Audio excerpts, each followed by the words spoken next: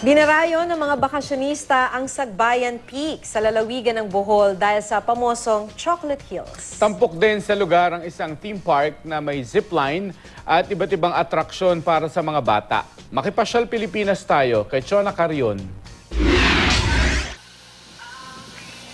Sa mga gustong mag-relax, pwedeng puntahan ang isang theme park sa Sagbayan sa lalawigan ng Bohol. Sa halagang 50 pesos, mapapasyalan ang Sagbayan Peak. Mula roon, tiyak na mabubusog ang iyong mga mata sa ganda ng Chocolate Hills at iba pang tanawin. Mayroon din dong palaruan para sa mga chikiting.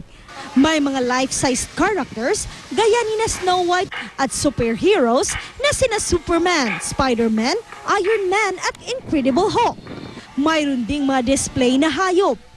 Para naman sa mga naghahanap ng excitement, maaaring subukan doon ang zipline.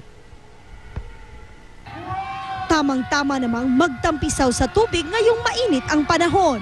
Kaya naman, ang mga lumahok sa taunang Neon Fan Run, enjoy na enjoy. Sa kanila kasing pagtakbo, tatapunan sila ng tubig na may kulay.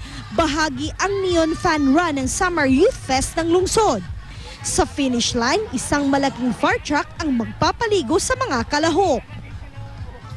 Mayroon ding Zumba dance.